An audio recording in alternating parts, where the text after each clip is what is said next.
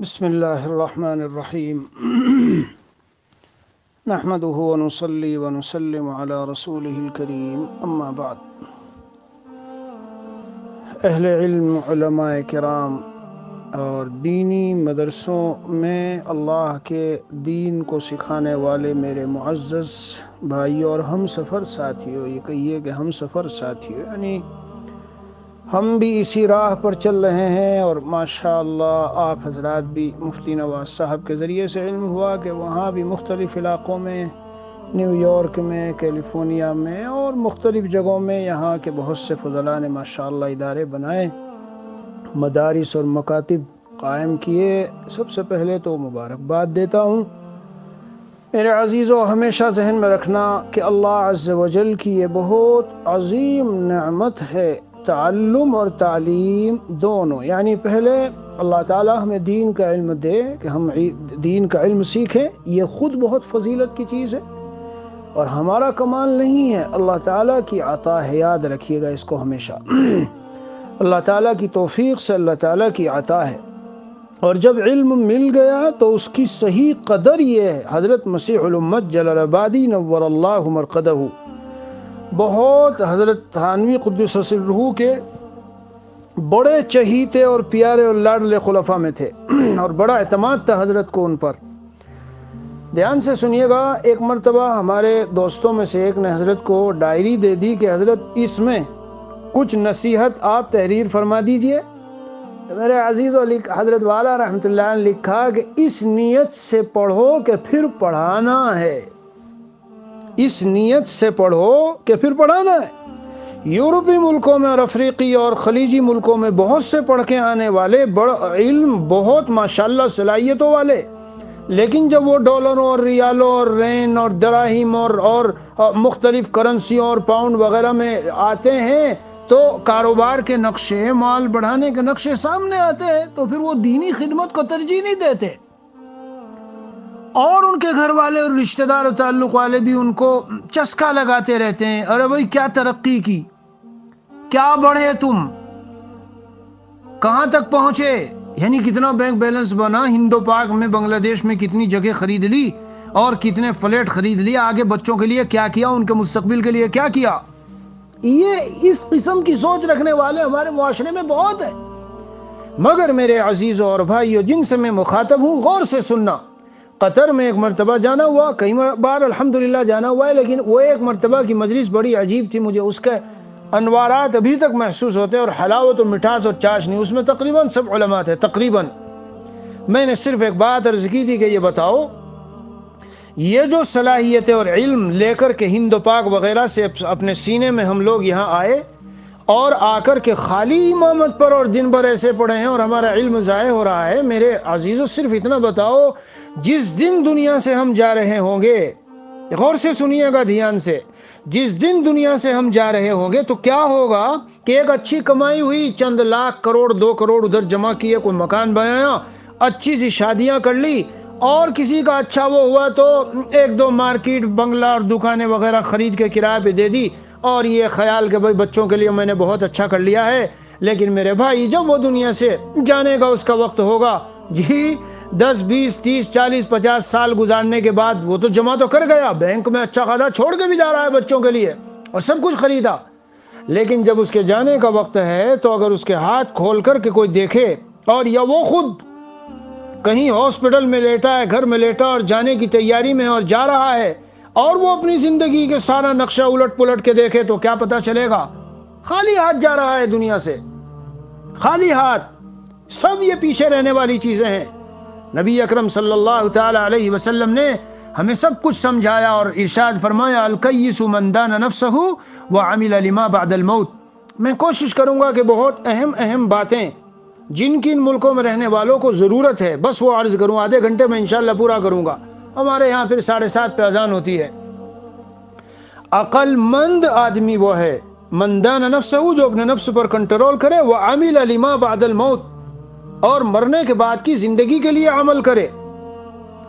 تو کنٹرول نفس پہ امریکہ میں، کینیڈا میں اور افریقہ میں اور قطر میں اور سعودی میں رہ رہا ہے، نفس پہ کیا کنٹرول ہے؟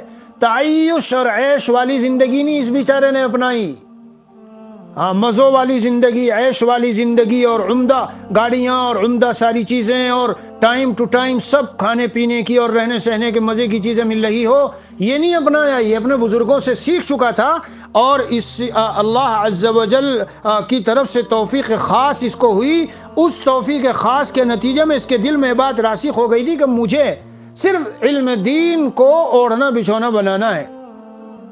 تو الکیس من دان نفسہ، اس نے اپنے نفس پر کنٹرول کیا۔ میرے بھائیو، آپ لوگ بھی وہاں پہنچے ہیں، بہت سی آفریں آتی ہوگی، بہت سے نقشے سامنے آتے ہوں گے، بہت سے تمناؤں کے بڑے باغ دل کے اندر کھلتے ہوں گے، یہ ادھر سے کما لوں، ادھر سے کما لوں، 5,000 10,000 20,000 ڈالر ریال، اور یہاں سے اتنا، یہاں سے اتنا، اور دین کی علم کی خدمت میں تو بہت مختصر سی سب کچھ ہے۔ نبی کریم علیہ السلام کا ارشاد، جس کو میں نے پہلے تو حضرت مولانا احمد لاٹ صاحب سے سنا، پھر اس کے اندر میں گیا تحقیق میں تو حیات الصحابہ میں ملا، زبردست ہے، بے حد نفع ہوا جب اس کو سنا۔ انتم علی بینۃ من ربکم ما لم تظہر فیکم سکرتان، سکرۃ الجہل و سکرۃ حب العیش الی آخر الحدیث، تم راہ حق پر جمے اور ثابت رہو گے۔ جی ہاں، کب تک؟ جب تک دو نشے ظاہر نہ ہو، دو نشے، اور ان میں سے ایک نشہ جہالت کا نشہ اور دوسرا نشہ عیش کی محبت کا نشہ۔ یہ جو کالج یونیورسٹیوں میں پڑھ کے جہل مرکب میں ہم لوگ گرفتار ہوتے ہیں اور دنیا کی معلومات یعنی فنون حاصل کرتے ہیں، فنون، پل کیسے بنے گا، گاڑی کیسے بنے گی، مشین کیسے بنے گی، جہاز کیسے بنے گا، یہ کیسے بنے گا، اس کو کیسے کریں گے، یہ فنون ہیں۔ ان کو پڑھ کر کے ہم سمجھتے ہیں کہ ہمیں علم، یہ جہالت کا نشہ بتا رہا ہوں، جہل مرکب کے نشے میں ہے آج امت کا بہت بڑا طبقہ، اس کو علم کہتے ہیں، جو علم نہیں فن ہے، وہ تو جانوروں کے پاس بھی ہے، پرندوں کے پاس، درندوں کے پاس، اپنے رہنے سہنے کا نظام بہت شاندار بناتے ہیں وہ۔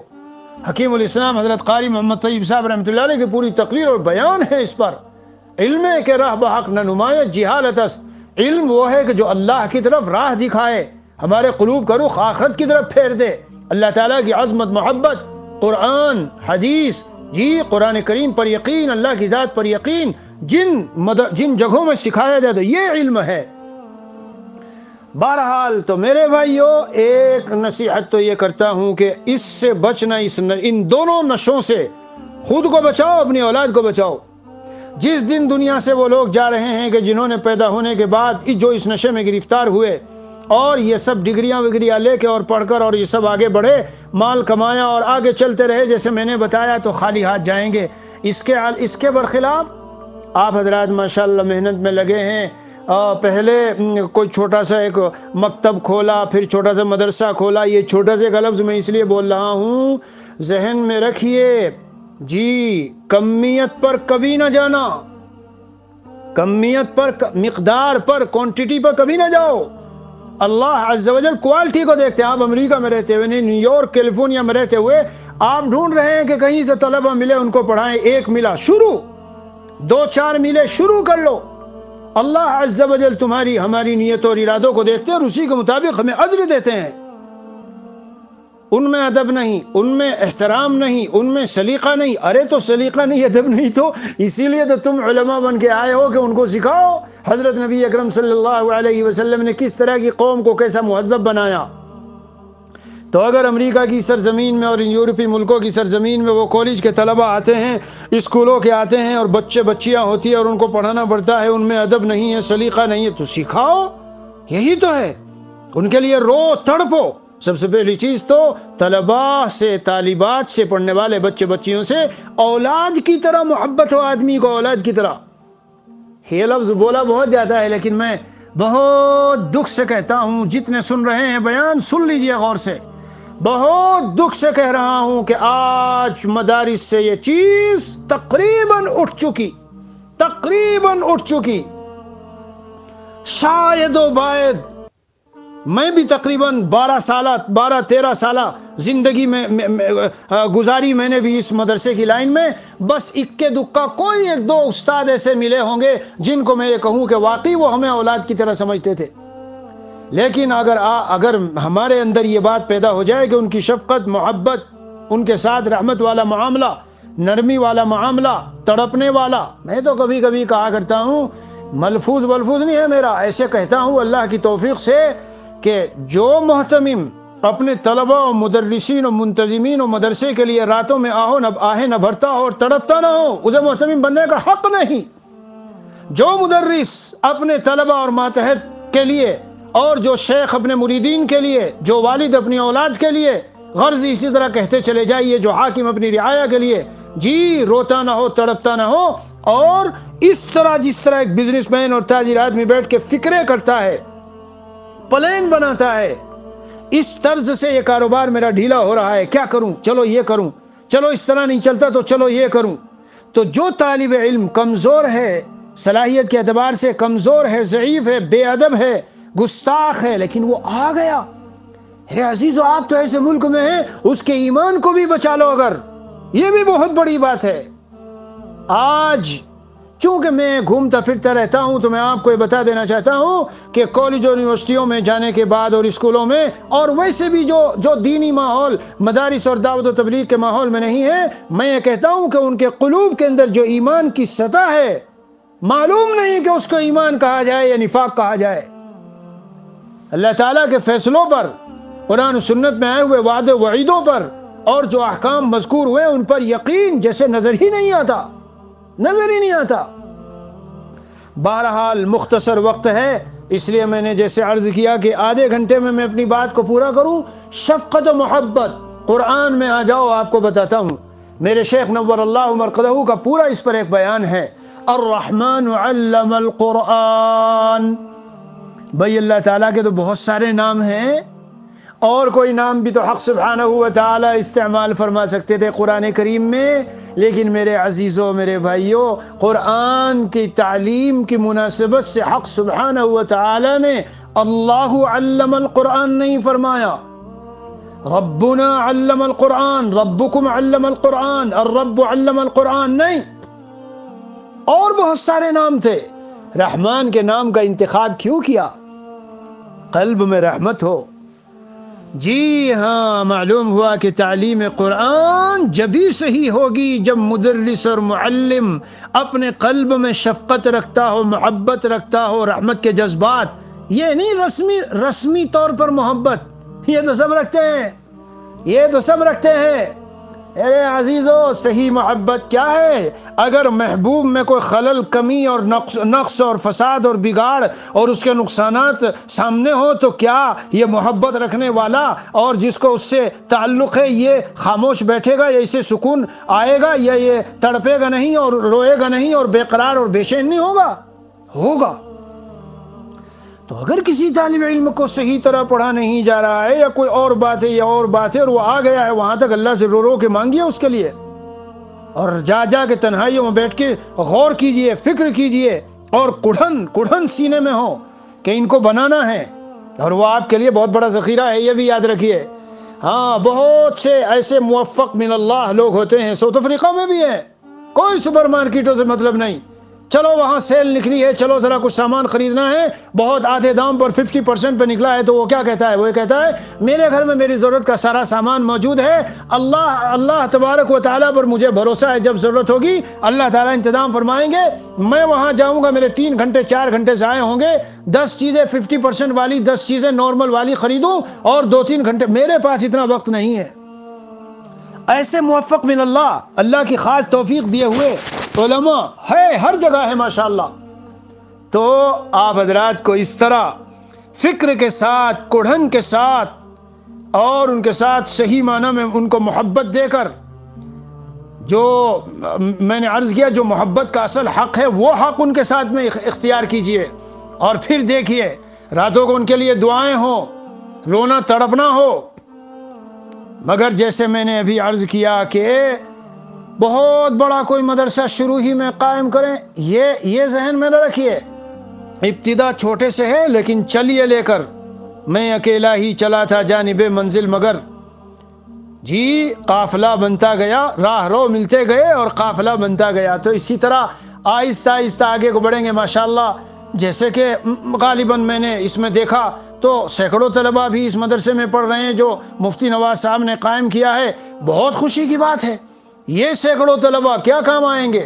سب سے پہلی بات تو یہ ذہن میں رکھ لیجئے میرے عزیزو، دنیا کی زندگی تو ہے 50-60 سالہ 70 سالہ، چلو 80 سالہ، لیکن جو شخص اپنے پیچھے علماء چھوڑ جائے اور دین جن کو سکھایا ہو ان لوگوں کو چھوڑ جائے، تو جب تک وہ اور ان کے سکھائے ہوئے یہ بات عقیدے کے ساتھ، دل کے پختہ یقین کے ساتھ سننے کی ہے، جو لوگ قبروں میں اپنی جا کے لیٹ گئے لیکن اپنے طلبہ اور ایسے شاگرد تیار کر گئے، جی ہاں قیامت آنے تک جب تک یہ زمین و آسمان کا نظام قائم ہے اور ان کے پڑھنے پڑھانے والے چلتے رہیں گے، چاہے وہ دعا نہ بھی کریں تو بھی اس کا ثواب ان کو ملتا رہے گا۔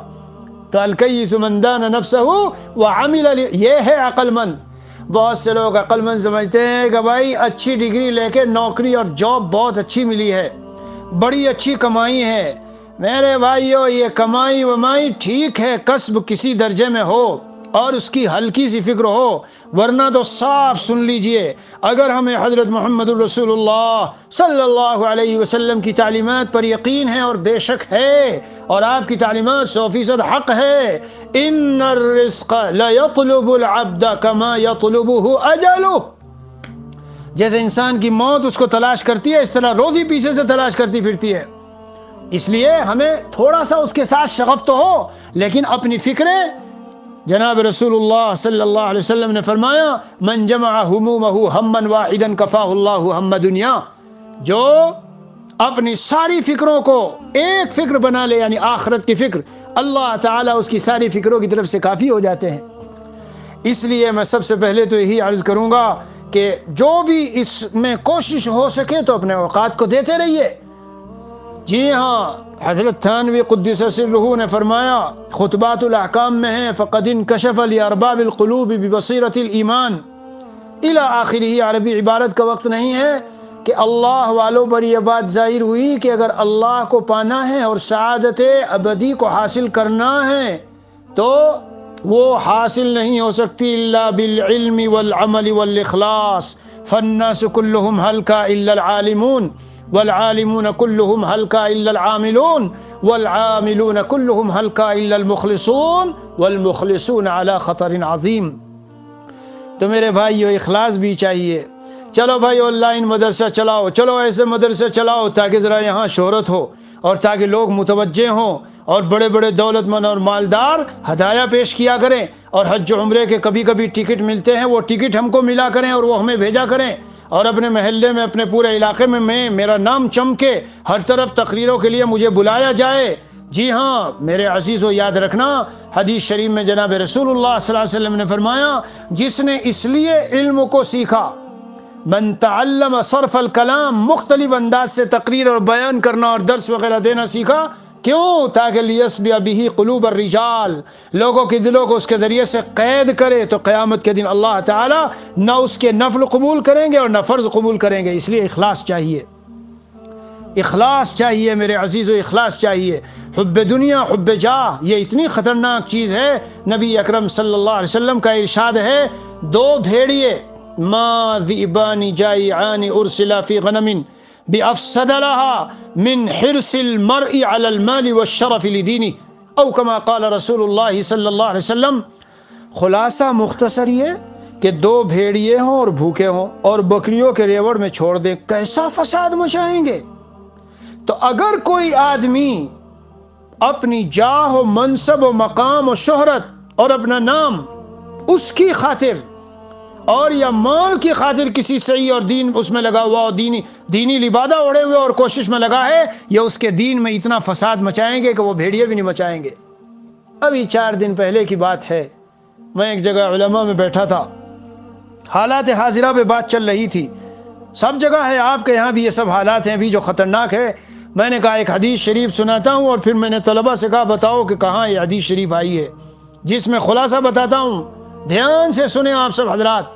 خلاصہ یہ کہ جب یہ دین دار جن کے قلوبہم قلوب الذئاب والسنتہم احلی من العسل او سکر، جن کے دل بھیڑیوں کے دل ہے اور شہد اور چینی سے بھی زیادہ میٹھی ان کی زبان ہے، لیکن لوگوں کو دکھانے کے لیے نرم نرم لباس پہنے ہوئے ہیں اور بظاہر صوفیانہ اور نیک لوگوں کا لباس پہنے ہوئے ہیں، مگر یختلون الدنیا بالدین، دنیا کو دین سے حاصل کر رہے ہیں، دنیا کو دین سے، تقریروں اور مدرسوں اور مکتب اور جو بھی کچھ ہم کر رہے ہیں، دل کو ہمیشہ ٹٹول کے رکھنا چاہیے میرے عزیزوں، ہمیشہ اس میں کوئی دوسری نیت تو شامل نہیں اور کوئی مقصد تو نہیں۔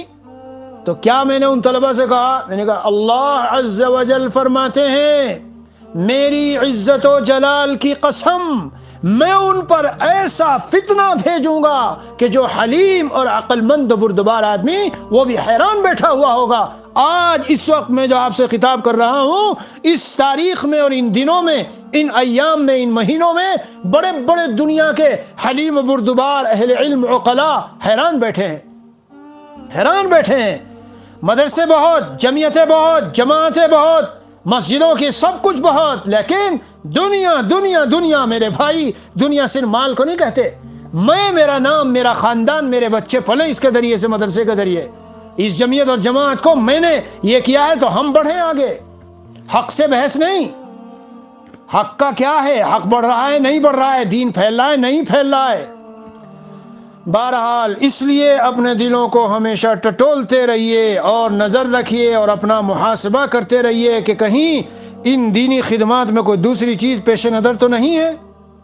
اور طلباء کی ہمیشہ خالی علم پڑھانے کے مقابلے میں میرے عزیزوں ان کی اصلاح کی فکر ضرور رکھیے۔ ایمان کتنا ترقی کر رہا ہے، اعمال کتنے ترقی کر رہے ہیں۔ یاد رکھنا اگر ہم نے بچوں کو قرآن کا حافظ تو بنا دیا لیکن ان کے دین، ایمان، تقوی کا خیال نہ رہا تو یہ قرآن بہت تیزی کے ساتھ نکلا چلا جائے گا، سینے سے نکل جائے گا۔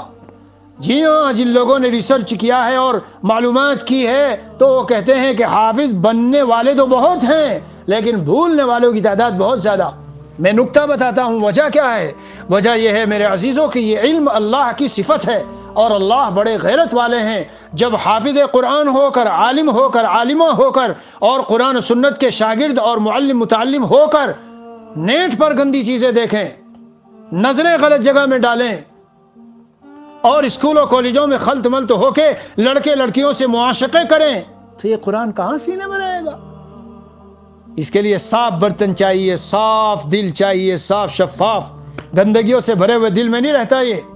اے میرے بھائیوں اور دین کے علم والوں اور قرآن کے حفظ والوں، تمہیں بہت بڑی خوشخبری سنا کے بیان کو ختم کرتا ہوں۔ اللہ عز و جل نے قرآن میں فرمایا اِنَّا نَحْنُ نَزَّلْنَا الذِّكْرَ وَإِنَّا لَهُ لَحَافِظُونَ، ہم نے یہ قرآن اتارا اور ہم ہی اس کی حفاظت کریں گے۔ ہمارے حضرت والا علامہ سید محمود بغدادی آلوسی کے حوالے سے فرماتے تھے، کہاں حفاظت کریں گے؟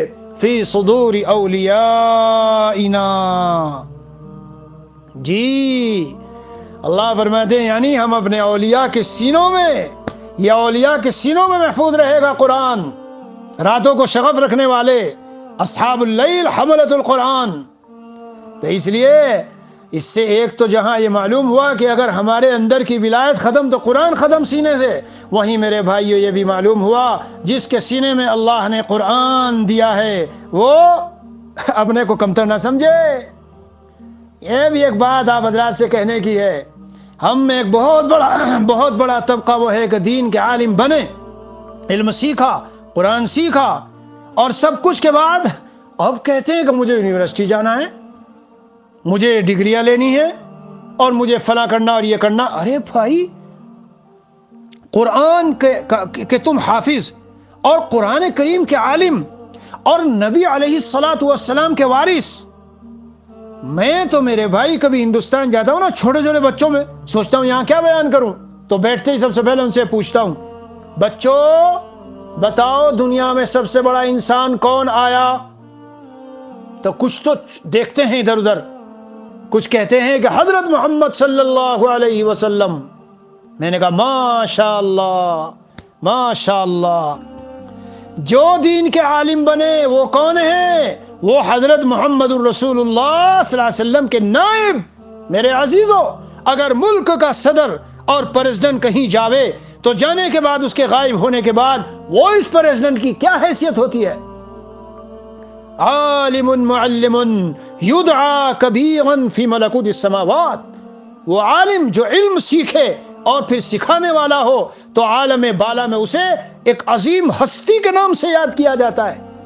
ہم اپنے کو ہلکا پھلکا نہ سمجھیں، معمولی کھانا پینا، لیکن دین کی خدمت ہو رہی ہے 24 گھنٹے، کبھی بیان، کبھی تقریر، کبھی کتاب۔ انہوں نے مفتی نواز نے مجھے رمضان میں نے ان کو پوچھا، بھائی تم شاگرد بھی ہو اور تعلق بھی رکھتے ہو اور محبت بھی ہے تمہیں بھی اور ہمیں بھی، تم سے بتاؤ اپنے 24 گھنٹے کے معمولات۔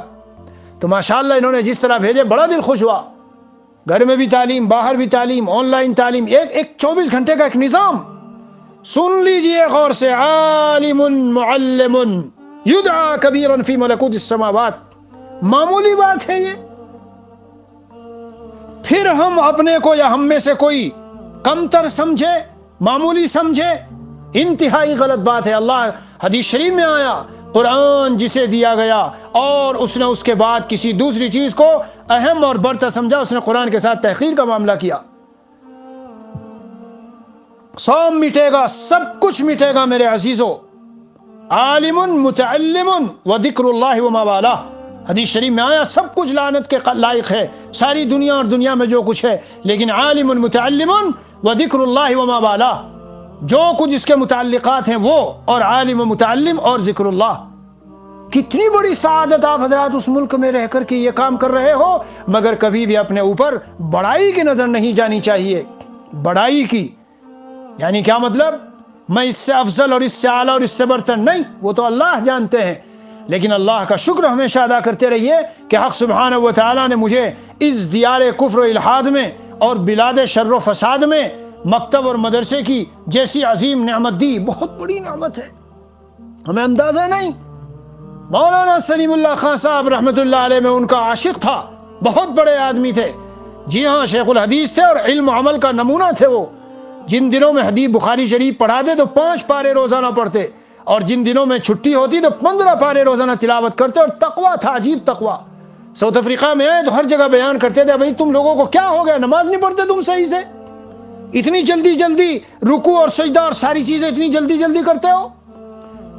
تو مولانا سلیم اللہ خان صاحب نے یہ بات اپنے خاص اہم اس میں کہی ہے کہ میں تمام تر دلائل کے ساتھ یہ ثابت کر سکتا ہوں کہ قرآن و سنت اور دین اسلام کی حفاظت کے قلعے صرف اور صرف مدارس ہیں، یہی مدارس و مکاتب۔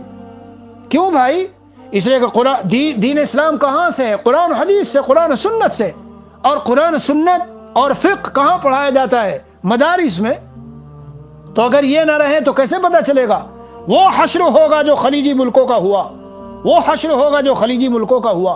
ہاں وہاں سے مدارس ہٹا دیے گئے، اور دشمن پوری دنیا میں ان کے پیچھے پڑا ہوا ہے کہ کسی طرح ان کو یونیورسٹی میں بدلو، اور وہاں اسلامک اسٹڈیز، ایسا نام دیں گے اسلامک اسٹڈیز، اور اندر میں جا کے ساری ایسی اسلامی باتیں پیش کریں گے کہ ان کے اندر شکوک و شبہات خود پیدا ہو جائے۔